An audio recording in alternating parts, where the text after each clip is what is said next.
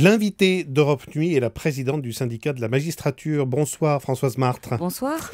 Vos oreilles ont dû siffler une bonne partie de cette journée. Je rappelle que la Cour d'appel de Bordeaux a confirmé la mise en examen de Nicolas Sarkozy dans l'affaire Bettencourt en validant le volet abus de faiblesse au détriment de l'héritière de L'Oréal. Et parmi les réactions des proches de Nicolas Sarkozy, on a entendu ces propos de Nadine Morano.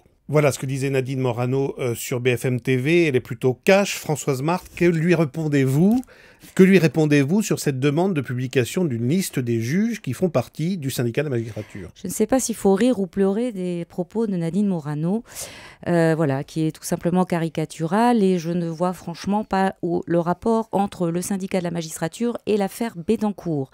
Dans cette affaire, on assiste depuis le départ à des tentatives d'éviter que la justice puisse continuer son travail, des tentatives de déstabilisation en direction du juge Lanty principalement, On se souvient des propos supposé être au syndicat de la magistrature. Voilà. Aujourd'hui, nous sommes ravis d'apprendre que finalement le syndicat de la magistrature, qui ne représente que 25% des voix des magistrats, serait partout, y compris à la Cour d'appel de Bordeaux. Donc il faut être sérieux.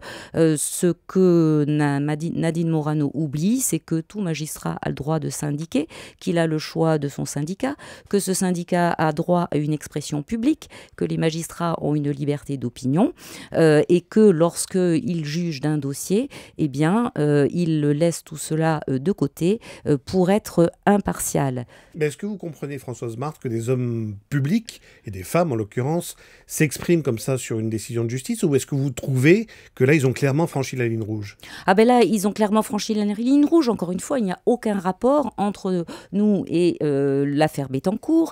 Que reproche-t-on, que peut-on caractériser qui signifierait de la part des magistrats instructeurs de Bordeaux une justice partisane qui signerait un complot contre le chef de l'État, l'ex-chef de l'État, ou une vengeance qui serait exercée par les magistrats. Donc il faut être sérieux, si vous voulez. Nous servons de bouc émissaire parce que nous ne plaisons pas à tout le monde, y compris à ce pouvoir, cet ancien pouvoir de droite. Et voilà, donc plutôt que de parler du fond du dossier, plutôt que de laisser la justice travailler, on préfère dévier et mettre en cause le syndicat de la magistrature. Alors, je précise que certains à droite ont décidé de ne pas commenter les procédures en cours. C'est le cas de Jean-François Copé ou de l'ancien ministre Patrick Ollier. Cela dit, on sait que les décisions de justice dans cette affaire peuvent changer le cours des choses et éventuellement peuvent compromettre les projets de retour en politique de Nicolas Sarkozy. Est-ce que malgré tout, Françoise Martre, vous considérez que Nicolas Sarkozy doit être et doit rester injusticiable comme un autre? Alors voilà, nous ne nous prononçons pas sur le fond du dossier. Effectivement, il est mis en cause dans cette affaire depuis longtemps. Il faut rappeler quand même les épisodes du parquet de Nanterre avec un procureur de la République qui était quand même proche de Nicolas Sarkozy, qui ne le contestait pas, qui a tout fait pour éviter que cette instruction judiciaire soit ouverte. Donc effectivement, je ne vais pas dire qu'il est complètement... que c'est pas...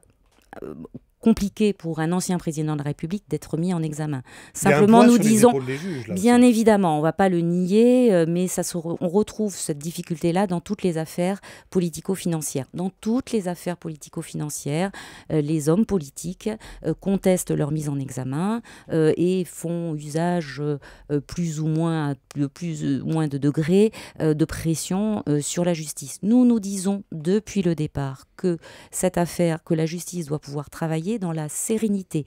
Qui est-ce qui agite le chiffon rouge aujourd'hui? Et depuis le départ, c'est quand même les proches de Nicolas Sarkozy.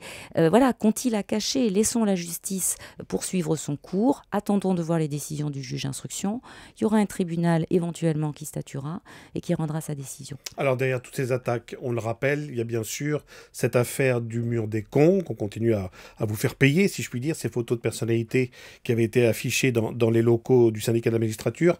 En un mot, on en est où aujourd'hui? Il y a eu des Alors, plaintes voilà, donc déposées? je rappelle, oui, il y a eu des plaintes de déposées. Moi, je rappelle que cette affaire, c'était la question d'un affichage privé qui n'a jamais été destiné à être rendu public. Ce n'est donc pas l'expression publique du syndicat de la magistrature qui était en cause dans cette affaire.